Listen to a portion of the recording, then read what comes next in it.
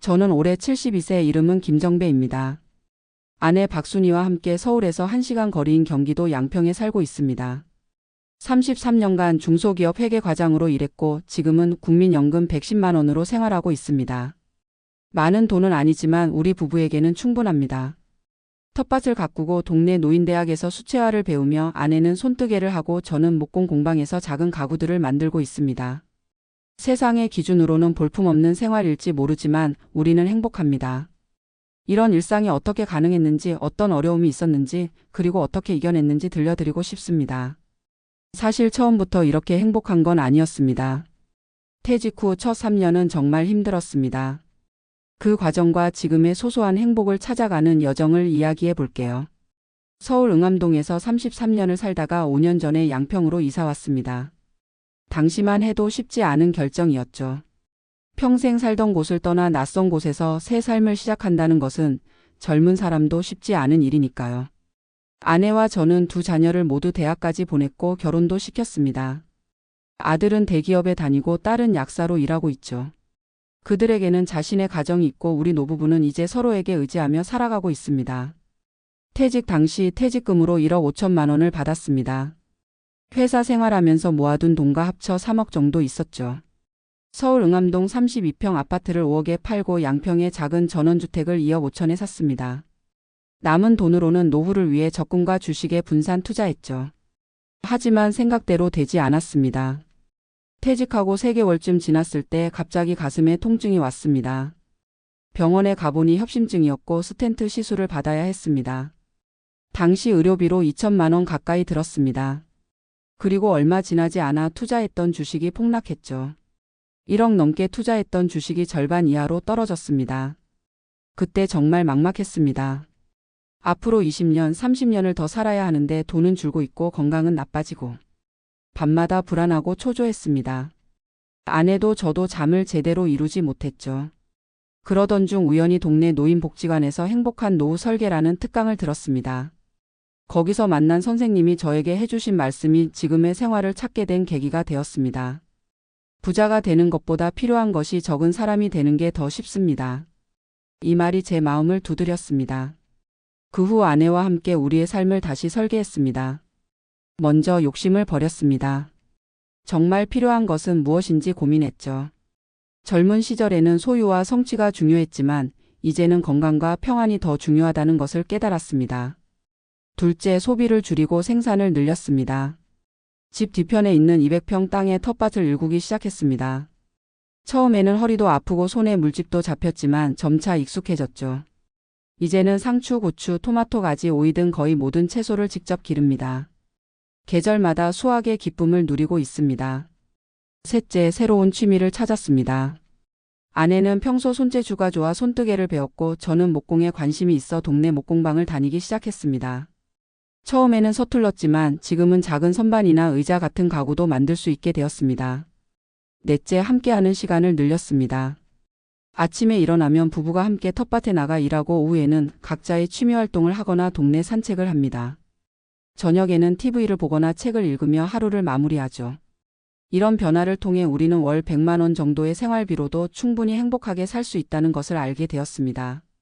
국민연금 110만 원에 간간히 주식 배당금이 조금 들어오고 또 자녀들이 용돈도 주니 그럭저럭 살만합니다. 가끔은 텃밭에서 나온 채소를 팔기도 해요. 동네 작은 장터가 있는데 거기서 주말마다 직접 기른 채소를 팔면 한 달에 20-30만 원 정도 벌 때도 있습니다. 그 돈으로 책도 사고 여행 자금도 모으고 있어요. 그럼 이제 우리의 일상을 좀 더 자세히 들려드릴게요. 아침 5시 30분 어김없이 울리는 알람 소리에 눈을 뜹니다. 젊었을 때부터 일찍 일어나는 습관이 있어 지금도 새벽에 일어납니다. 아내는 보통 6시쯤 일어나죠. 저는 혼자 커피 한 잔을 마시며 하루를 시작합니다. 창밖으로 보이는 산과 들은 계절마다 다른 모습을 보여주는데 그 풍경을 바라보는 것만으로도 마음이 평온해집니다. 아내가 일어나면 함께 간단히 아침을 먹습니다. 보통은 밥과 국 그리고 텃밭에서 딴 채소로 만든 반찬 2-3가지로 식사를 합니다. 밥 먹으면서 오늘 할 일에 대해 얘기를 나눕니다. 오늘은 상추를 좀 따야겠어요. 이제 많이 자랐더라고. 그래요? 나는 오이 지지대를 좀 고쳐야겠어. 비가 와서 좀 기울어졌더라고. 이런 소소한 대화를 나누며 하루를 계획합니다. 식사 후에는 함께 텃밭으로 나갑니다. 아침 햇살을 받으며 텃밭 일을 하는 것은 정말 행복한 시간입니다. 땀을 흘리며 작물을 돌보는 동안 몸도 마음도 건강해지는 느낌이 들어요. 텃밭 일은 보통 9시까지 하고 그 후에는 각자의 시간을 보냅니다. 저는 화요일과 목요일에는 동네 노인대학에서 수채화를 배웁니다. 처음에는 붓을 어떻게 잡는지도 몰랐지만 이제는 우리 동네 풍경을 그럴듯하게 그릴 수 있게 되었어요. 수요일과 금요일에는 동네 목공방에 갑니다. 처음에는 망치질도 제대로 못했는데 지금은 작은 의자나 선반 같은 가구도 만들 수 있게 되었습니다. 가장 뿌듯했던 순간은 첫 손녀가 태어났을 때 직접 만든 작은 요람을 선물했을 때였습니다. 아들과 며느리가 정말 좋아했고 손녀도 그 요람에서 편안하게 잘 자더라고요. 아내는 월요일과 수요일에 동네 주민센터에서 운영하는 손뜨개 교실에 다닙니다. 목요일에는 합창단 활동을 하고요. 처음에는 취미로 시작했는데 이제는 동네 행사에도 초대받아 공연할 정도로 실력이 늘었습니다. 우리 부부는 항상 점심시간에 집에서 만납니다. 보통은 아침에 함께 준비해둔 반찬으로 간단히 점심을 먹고 1시간 정도 낮잠을 잡니다. 오후에는 또 각자의 취미 활동을 하거나 함께 동네를 산책하기도 합니다. 양평의 숲길을 걷다 보면 마음이 정화되는 느낌이 듭니다. 가끔은 동네 도서관에 가서 책을 빌려 읽기도 하고 노인복지관에 가서 바둑이나 장기를 두기도 합니다. 월 2번 정도는 요양원에 봉사를 갑니다. 우리보다 더 연세가 많으신 분들을 돕는 일은 뿌듯함을 줍니다. 제가 기른 채소를 가져가기도 하고 아내가 손뜨개로 만든 목도리나 모자를 선물하기도 합니다. 봉사를 통해 오히려 저희가 더 큰 행복을 얻는 것 같아요. 저녁은 보통 6시쯤 먹습니다. 아침, 점심보다 더 간단하게 먹는 편이에요. 텃밭에서 딴 채소로 만든 샐러드나 죽 같은 걸 자주 먹습니다. 저녁 식사 후에는 TV를 보거나 책을 읽습니다. 가끔은 동네 친구들과 모여 이야기를 나누기도 하고 또 가끔은 자녀들과 영상통화를 하기도 합니다. 9시쯤이면 잠자리에 듭니다. 하루를 마무리하며 감사기도를 드리는 것으로 하루를 마칩니다. 이런 일상이 지루하게 들릴 수도 있지만 우리에게는 소중한 시간들입니다. 과거에는 항상 더 많은 것을 추구하며 바쁘게 살았지만 지금은 현재의 순간을 충분히 누리며 살고 있습니다.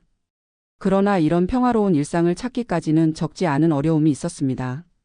앞서 말씀드린 건강 문제와 경제적 어려움 외에도 정서적인 어려움도 컸습니다. 퇴직 직후에는 갑자기 사회적 역할이 없어지고 하루 종일 집에만 있다 보니 우울감이 찾아왔어요. 특히 집에서 자주 마주치게 된 아내와의 관계도 시험대에 올랐습니다.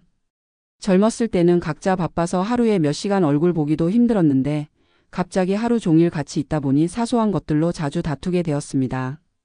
왜 이렇게 TV 소리를 크게 틀어요? 왜 항상 물건을 제자리에 두지 않는 거예요?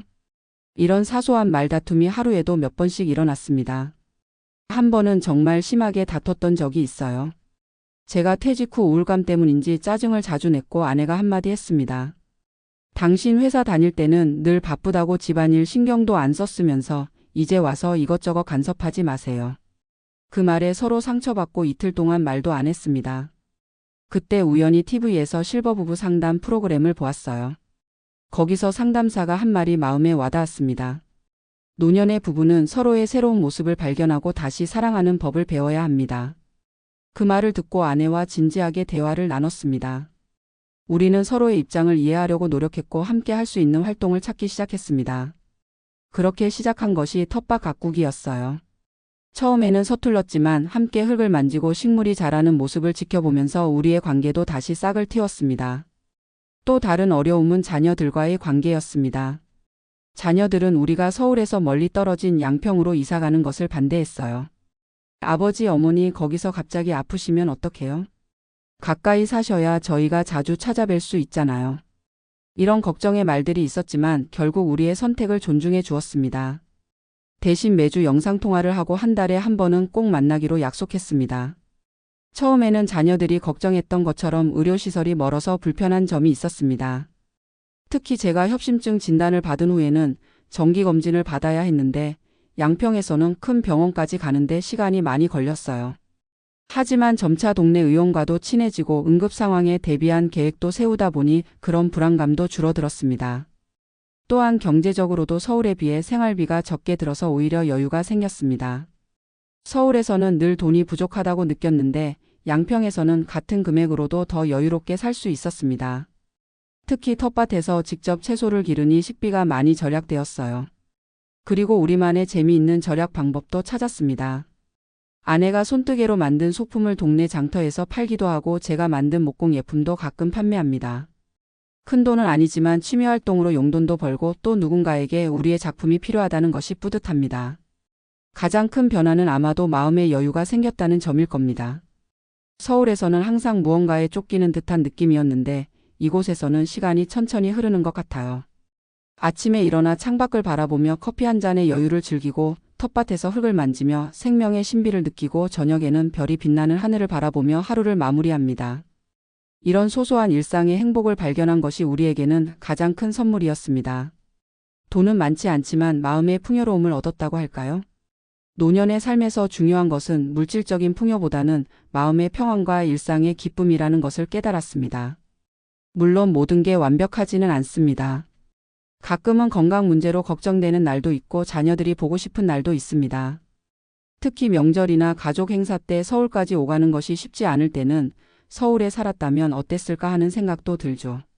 하지만 그런 불편함보다는 얻은 것이 더 많다고 생각합니다. 최근에는 우리의 생활이 주변 사람들에게도 영향을 주고 있다는 것을 느낍니다. 동네에 있는 다른 노부부들도 우리처럼 텃밭을 가꾸기 시작했고 함께 취미활동을 하는 모임도 생겼습니다. 서로 수확한 채소를 나눠 먹기도 하고 각자의 솜씨를 뽐내는 작은 전시회도 열었어요. 이렇게 지역사회와 소통하며 살아가는 것도 우리에게는 큰 기쁨입니다. 특히 기억에 남는 순간이 있습니다. 작년 가을 동네에서 작은 수확제가 열렸는데 우리 부부가 텃밭에서 기른 고구마로 만든 고구마 줄기볶음과 고구마전을 가져갔어요.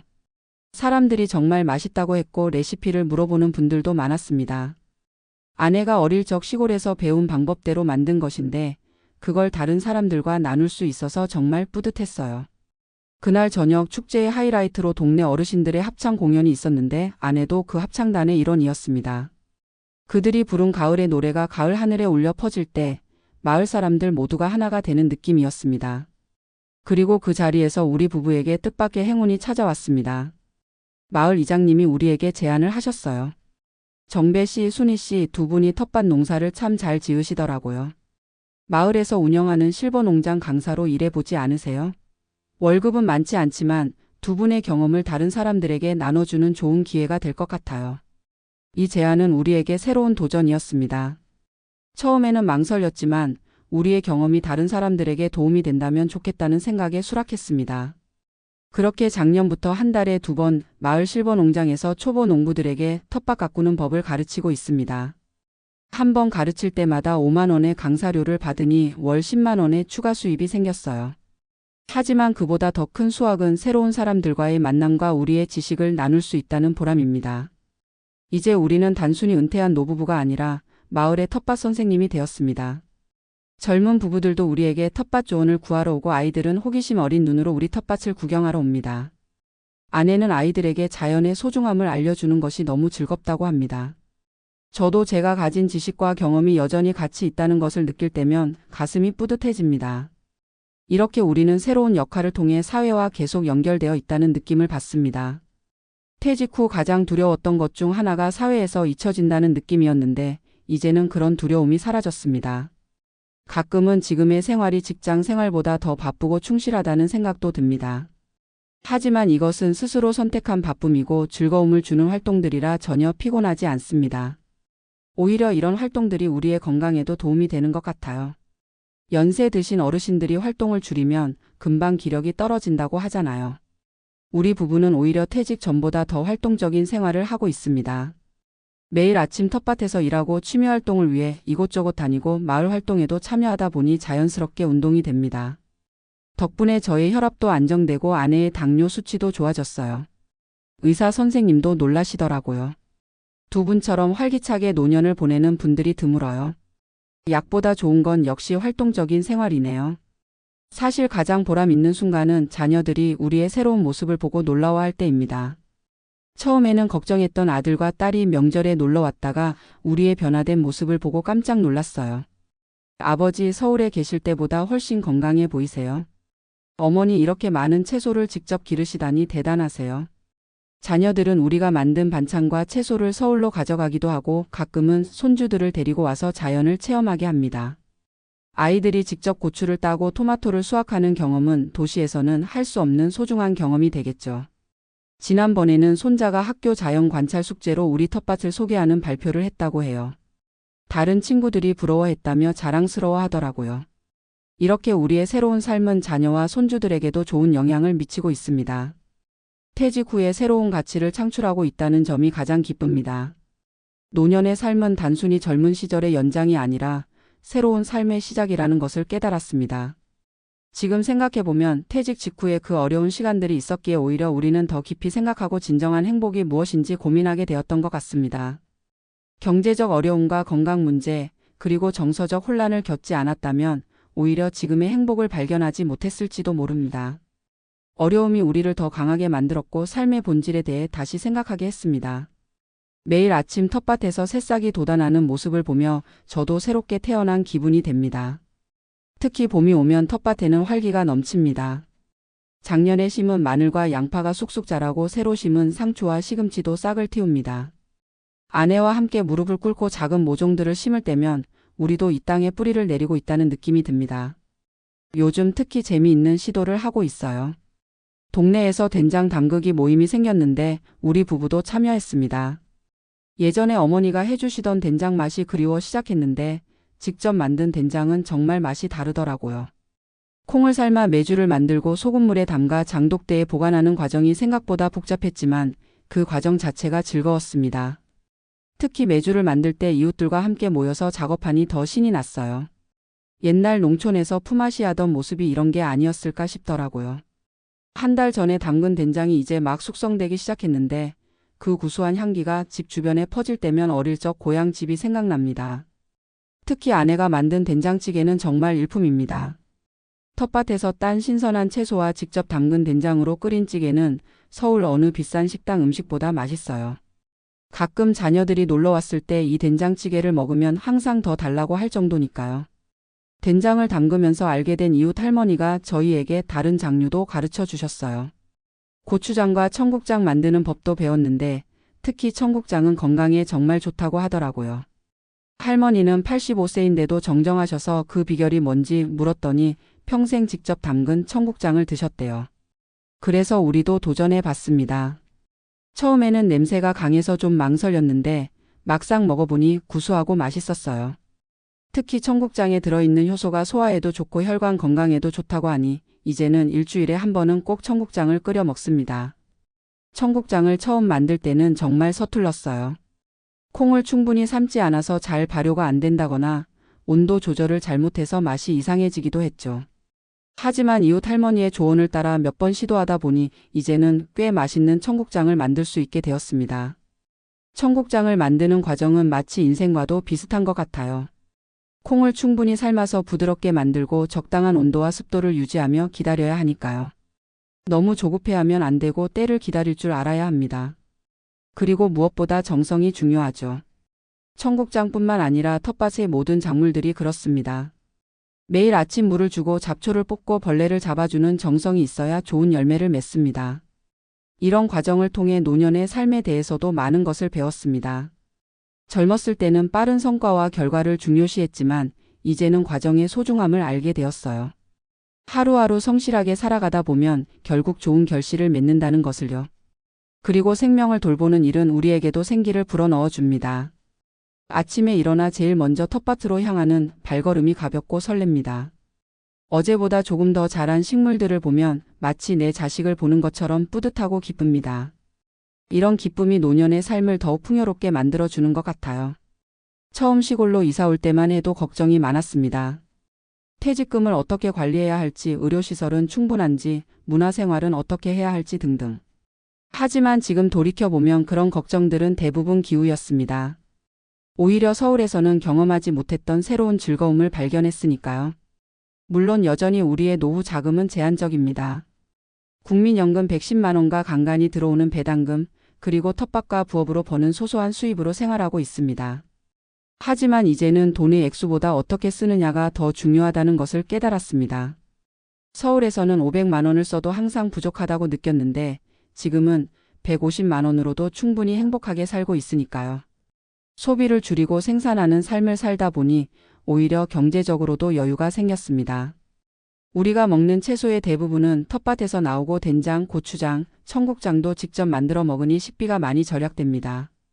취미활동도 대부분 지역 주민센터나 노인복지관에서 무료로 배울 수 있어요. 그리고 무엇보다 중요한 것은 우리의 욕심이 줄었다는 점입니다.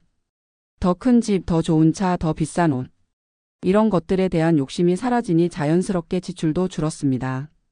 대신 우리는 자연과 함께하는 시간, 이웃과 나누는 정, 그리고 소소한 취미활동에서 행복을 찾게 되었습니다. 이런 변화는 자연스럽게 이루어진 것이 아니라 의식적인 노력의 결과였습니다. 퇴직 후 3년간의 혼란기를 거치면서 우리는 많은 것을 배웠고 그 경험을 바탕으로 새로운 삶의 방식을 찾아갔습니다.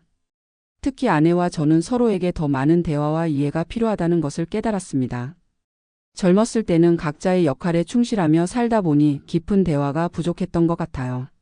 하지만 이제는 매일 함께 시간을 보내며 서로에 대해 더 많이 알게 되었고 더 깊은 이해와 사랑을 나누게 되었습니다. 가끔은 아내와 손을 잡고 동네 산책을 하면서 서로의 어린 시절 이야기를 나누곤 합니다. 40년 넘게 함께 살았는데도 몰랐던 이야기들이 나올 때면 새삼 놀라곤 해요. 그렇게 대화를 나누다 보면 서로를 더 깊이 이해하게 되고 노년의 동반자로서 더 단단한 유대감을 형성하게 됩니다. 또한 우리는 함께 미래를 계획하는 것의 중요성도 배웠습니다. 비록 인생의 많은 부분을 살아왔지만 앞으로의 삶도 계획하고 꿈꾸는 것이 중요하다는 것을요. 우리 부부의 작은 꿈 중 하나는 내년에 제주도로 일주일 여행을 가는 것입니다. 월 5만 원씩 여행 자금을 모으고 있어요. 또 다른 꿈은 3살 된 손녀가 초등학교에 입학할 때까지 건강하게 살아서 그 모습을 보는 것입니다. 이렇게 작지만 구체적인 꿈들이 우리에게 삶의 활력을 불어넣어 줍니다. 사실 노년의 가장 큰 적은 무기력함이라고 생각합니다. 할 일이 없고 기대할 것이 없고 누군가에게 필요하지 않다고 느낄 때 찾아오는 그 무기력함 말이에요. 하지만 우리는 텃밭을 가꾸고 취미활동을 하고 이웃과 교류하면서 그런 무기력함을 이겨냈습니다. 매일 아침 일어날 이유가 있고 누군가에게 도움이 되는 존재라는 것을 느낄 때 삶은 의미가 있습니다. 지난 봄에는 마을 초등학교에서 저희를 초청해 아이들에게 텃밭 가꾸기를 가르쳐 달라고 했어요. 아이들이 호기심 어린 눈으로 우리의 말에 귀 기울이고 작은 씨앗을 심으며 즐거워하는 모습을 보는 것은 정말 보람찼습니다. 어린 아이들에게 우리의 경험과 지식을 나눌 수 있다는 것이 얼마나 소중한 기회인지 모릅니다. 이렇게 우리는 나이가 들어갈수록 오히려 삶의 의미와 기쁨을 더 깊이 발견하고 있습니다. 물론 노화에 따른 신체적 제약은 있습니다. 예전보다 체력이 떨어지고 관절이 아프기도 하고 기억력도 조금씩 흐려집니다. 하지만 그런 변화를 자연스럽게 받아들이면서도 할 수 있는 것에 집중하려고 노력합니다. 무리하지 않고 내 몸의 속도에 맞춰 일하고 때로는 충분한 휴식을 취하는 것도 중요하죠. 그리고 무엇보다 감사하는 마음을 잃지 않으려고 합니다. 아침에 눈을 뜨면 가장 먼저 하는 것이 감사기도입니다. 또 하루를 살 수 있음에 감사하고 아내와 함께 할 수 있음에 감사하고 우리가 가진 작은 것들에 감사합니다. 그런 감사의 마음이 하루를 긍정적으로 시작하게 해주고 크고 작은 어려움도 이겨낼 수 있는 힘이 됩니다. 가끔 도시에 사는 친구들이 놀러 오면 늘 이런 말을 합니다. 정배야, 너희는 정말 복 받았다. 이렇게 건강하게 자연 속에서 살고 있으니. 그럴 때면 저는 웃으며 대답합니다. 복이 아니라 선택이야. 우리가 선택한 삶이지. 누구나 자신의 삶을 선택할 수 있습니다. 물론 경제적 상황이나 건강 상태 등 여러 조건이 있겠지만 그 안에서도 우리는 어떻게 살아갈지 선택할 수 있습니다. 우리는 소박하지만 의미 있는 삶을 선택했고 그 선택이 우리를 행복하게 만들었습니다. 사람들은 종종 퇴직 후의 삶을 인생 2막이라고 표현합니다. 하지만 저는 그것이 단순한 2막이 아니라 완전히 새로운 작품의 시작이라고 생각합니다. 이전의 삶과는 다른 규칙, 다른 목표, 다른 리듬을 가진 새로운 삶이죠. 그리고 그 삶은 우리가 직접 각본을 쓰고 연출하는 삶입니다. 누군가의 지시나 사회적 압력에 따르는 것이 아니라 우리가 진정으로 원하는 방식으로 살아가는 삶을요. 저는 이런 말을 하고 싶습니다. 노년은 결코 인생의 끝이 아니라 새로운 자유와 지혜를 누리는 시기입니다. 평생 동안 쌓아온 경험과 지혜를 바탕으로 더 의미 있고 행복한 삶을 만들어갈 수 있는 소중한 시간이죠. 그리고 그 행복은 결코 많은 돈이나 화려한 환경에서 오는 것이 아니라 소소한 일상의 기쁨과 타인과의 따뜻한 관계, 그리고 자연과의 교감에서 비롯된다는 것을 우리는 알게 되었습니다. 이제 우리 부부는 국민연금 110만 원으로도 충분히 행복하게 살고 있습니다. 텃밭에서 기른 채소를 먹고 직접 담근 장으로 음식을 해먹고 손으로 만든 작품들로 집을 꾸미고 이웃들과 정을 나누며 살아갑니다. 이것이 우리가 찾은 행복한 노후의 모습입니다. 물론 모든 사람에게 이런 삶이 맞는 것은 아닐 겁니다. 도시의 편리함과 문화생활을 즐기는 것을 선호하는 분들도 있을 테고, 자녀들과 가까이 살며 손주들을 돌보는 것이 행복한 분들도 있을 겁니다. 중요한 것은 자신에게 맞는 행복의 형태를 찾아가는 것이라고 생각합니다. 우리에게는 이런 소박한 전원 생활이 맞았고 그 안에서 진정한 행복을 발견했습니다. 이제 저는 매일 아침 동쪽 하늘이 밝아오는 것을 바라보며 하루를 시작합니다. 아내와 함께 텃밭에서 흙을 만지고 식물이 자라는 모습을 지켜보고 직접 기른 작물로 음식을 만들어 먹습니다. 이웃들과 작은 정을 나누고 마을의 일원으로서 작은 역할들을 해나갑니다. 그리고 저녁이면 별이 빛나는 하늘을 바라보며 하루를 마무리합니다. 이렇게 하루하루가 모여 우리의 노년이 완성되어 갑니다. 화려하지는 않지만 소박하고 따뜻한 행복으로 가득 찬 노년의 삶이죠. 여러분도 언젠가 맞이할 노년을 어떻게 준비하고 계신가요?